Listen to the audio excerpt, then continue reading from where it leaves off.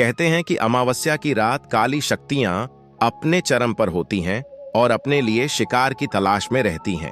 इसीलिए कहा जाता है कि अमावस्या की रात बहुत सावधान रहना चाहिए और भूलकर भी रात के अंधेरे में बाहर निकलने की गलती नहीं करनी चाहिए। लोग जब यह सब बातें बोलते थे तो मुझे यह महज उनका अंधविश्वास लगता था।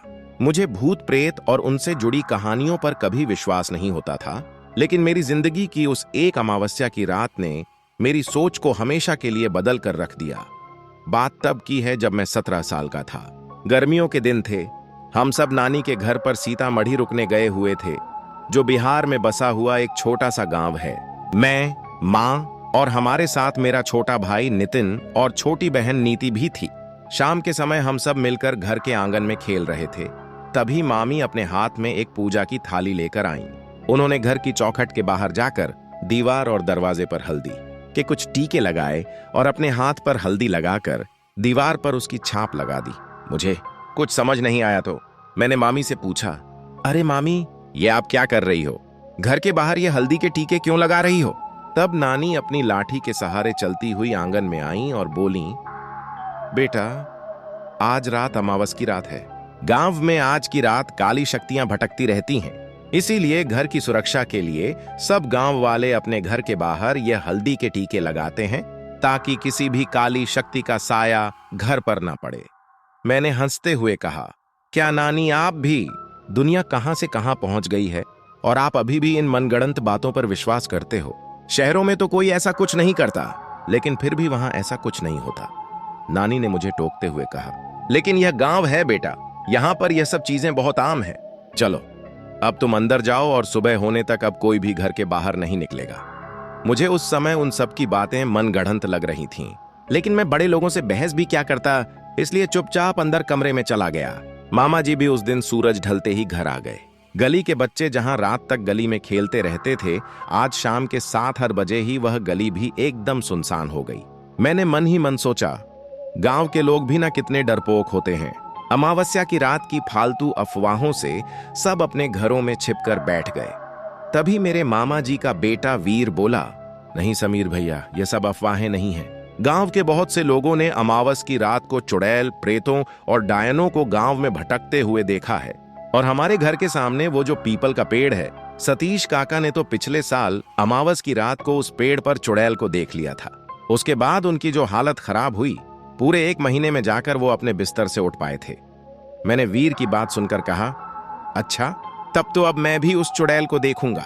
मैं भी तो देखूं वो चुड़ैल तुम्हारे गांव वालों को ही दिखाई देती है या मुझे भी दिखेगी। आज रात मैं छत पर सोऊंगा और देखूंगा कि मुझे कोई चुड़ैल दिखती है या नहीं। वीर ने मुझे समझाने की बहुत कोशिश की, लेकिन मुझे तो बस सबको झूठा साबित करना था, इसलिए मैंने छत पर सोने की जिद पकड़ ली। वीर ने मुझसे कहा, देखो भैया, मैं नहीं चाहता कि आपको कुछ हो। अगर आप मेरी बात नहीं मानोगे तो मैं सबको बता दूंगा, फिर कोई आपको छत पर नहीं जाने देगा। वीर की इस बात से मैं समझ गया कि अगर इसके सामने मैं छत पर गया तो कोई मुझे छत पर जाने नहीं देगा।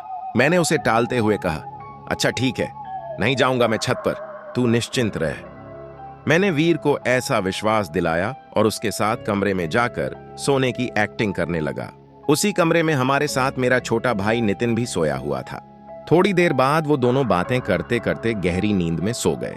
मैंने अपना फोन लिया और चुपके से दबे पांव सीढ़ियों से होता हुआ एक चटाई लेकर छत पर चला गया।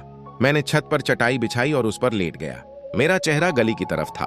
छत पर जो 4 दीवारें बनी हुई थीं, उसमें बहुत सारे खाने बने हुए थे, जैसे अक्सर पहले के पुराने घरों में बने होते थे, जिससे बाहर का नजारा बिल्कुल साफ दिखाई देता था।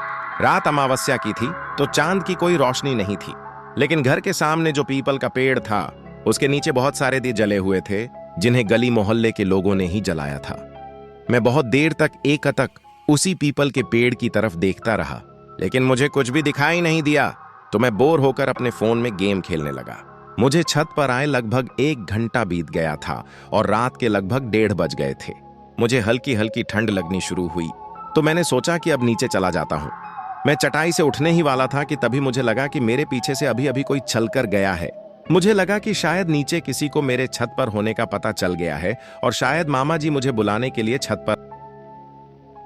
मैंने जरा सी अपनी गर्दन घुमाई तो वह बिल्कुल मेरे बगल में बैठा हुआ मुझे ही घूर रहा था। मैंने बहुत जोर से चिल्लाने की कोशिश की, लेकिन मेरी आवाज मेरे गले में ही दब कर रह गई। तभी वह साया छत की दीवार की तरफ भागता हुआ छत से नीचे कूद गया। इससे पहले कि मैं इस सदमे से उबर पाता, तभी मुझे गली की तरफ से पायलों की आवाज सुनाई दी।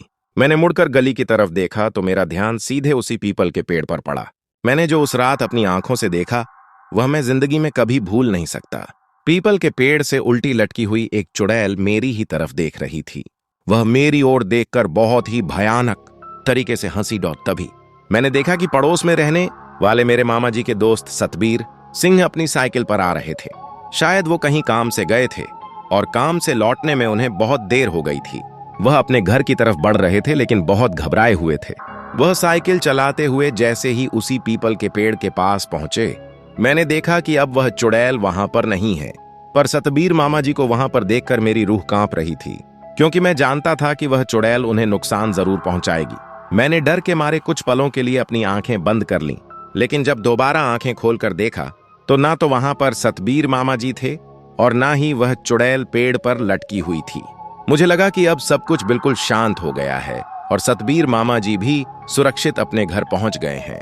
मैं थोड़ा निश्चिंत हो गया, लेकिन तभी मुझे गली से एक अजीब सी आवाज सुनाई दी। मैंने चार दीवारी के उन खानों से नीचे गली की तरफ देखा तो वही चुड़ैल अपने हाथ में किसी के मांस का टुकड़ा लिए उसे खाती हुई भाग रही थी। उस मांस के टुकड़े से खून गिरकर नीचे सड़क पर फैल रहा था। उसने मुझे भयानक तरीके से हंसते हुए देखा और मानो तेजी से दौड़ती हुई हमारे घर की तरफ ही आने लगी। मैं इससे ज्यादा बर्दाश्त नहीं कर सकता था, इसलिए डर के मारे मैं वहीं छत पर बेहोश हो गया। तभी थोड़ी देर बाद मेरे कानों में किसी की आवाज पड़ी। वो आवाज मेरी छोटी बहन नीति की थी। उसकी आवाज सुनकर मेरी आंख खुल गई। मैंने समय देखा तो सुबह के 4 बज रहे थे। मैंने गली की तरफ देखा तो वह चुड़ैल अभी भी पेड़ पर उल्टी लटकी हुई मेरी तरफ ही देख रही थी। नीति ने मेरी तरफ देखते हुए मुझसे कहा, आप पूरी रात छत पर ही सो रहे थे क्या भैया? मुझे तो छत से बहुत अजीब अजीब आवाजें आ रही थीं। मैं डरकर आपके कमरे में गई तो देखा आप वहां नहीं हो। मुझे लगा कि शायद आप छत पर होंगे, तो मैं ऊपर आ गई। अगर नीचे किसी को पता चल गया कि आप छत पर सो रहे थे तो आपको बहुत डांट पड़ेगी। जल्दी से नीचे चलो। अब मुझे खुद से ज्यादा नीति की चिंता हो रही थी। मैं अपने लिए तो नीचे जाने की हिम्मत नहीं जुटा पा रहा था, लेकिन नीति को देखकर मेरे अंदर हिम्मत आ गई। मैंने तुरंत उसका हाथ पकड़ा और उसे लेकर सीधा नीचे चला गया। डॉक्टर नीचे जाकर देखा तो नानी जी अपने कमरे में भगवान के सामने जोत जलाकर पाठ कर रही थीं। इसी बीच मेरा ध्यान गया कि नीति वहां मेरे पास नहीं है। मैंने नीति को ढूंढा, लेकिन वह मुझे नीचे कहीं नहीं मिली। मैं बहुत बुरी तरह डर गया। मैं नीति को देखने के लिए जब अंदर कमरे में गया तो देखा कि वो तो मां के साथ बिस्तर पर गहरी नींद में सो रही थी। मेरे होश उड़ गए कि अगर नीति नीचे सो रही थी तो जो मुझे ऊपर छत पर बुलाने आई थी वह कौन थी? इससे पहले कि मैं कुछ और सोच या समझ पाता, नानी मां मेरे पास आईं और उन्होंने मेरे माथे पर तिलक लगा दिया। बड़े ही चिंता भरे भाव से उन्होंने मुझसे कहा, आज रात कुछ तो अनहोनी हुई है, वरना इतनी रात गए मेरा मन इतना बेचैन नहीं होता। यह समय पूजा पाठ करने का नहीं है, लेकिन कोई हम पर वार करना चाहता था। किसी बुरी शक्ति का आभास हो रहा था मुझे, इसीलिए मैंने देवी मां की आरती की। लेकिन तू इस समय यहां पर क्या कर रहा है? जाकर अपने कमरे में सो जा। नानी मां की बातें सुनकर मुझे कुछ कुछ बात समझ में आ गई थी कि जो मुझे ऊपर बुलाने आई थी वह कोई और नहीं बल्कि खुद देवी मां थीं, जिन्होंने उस रात रूप बदलकर मेरी रक्षा की थी। मैं सीधे नानी मां के कमरे में गया और देवी मां के सामने जल रही ज्योति के सामने अपना सर झुका दिया। मेरी आंखों से लगातार आंसू बह रहे थे। आज शायद मेरी जिंदगी की आखिरी रात थी, लेकिन भगवान ने मुझे बचा लिया था। मैं बहुत डरा हुआ था। मैं सीधे अपने कमरे में गया और अपने छोटे भाई नितिन से लिपटकर सो गया। अगले दिन सुबह जब मेरी आंख खुली तो पड़ोस से लोगों के जोर जोर से रोने की आवाजें आ रही थीं। तब मुझे पता चला कि कल रात सतबीर मामा जी चल बसे और उनका पार्थिव शरीर उसी पीपल के पेड़ से लटका हुआ मिला था। यह सुनकर मेरे रोंगटे खड़े हो गए और मुझे पूरा यकीन हो गया कि कल रात मैंने छत से जो कुछ भी देखा था वह कोई मेरा भ्रम या वहम नहीं था। उस रात के बाद मुझे पक्का यकीन हो गया कि भूत प्रेत सच में होते हैं और इन शक्तियों पर संदेह करने की गलती हमें कभी भी नहीं करनी चाहिए।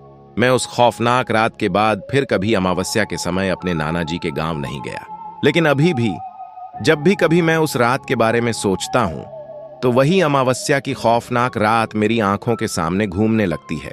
आज भी गांव में अमावस्या की रात को काली शक्तियां भटकती हैं और जो कोई भी उनकी चपेट में आ जाता है वह उन्हें हमेशा हमेशा के लिए अपने साथ ही ले जाती है।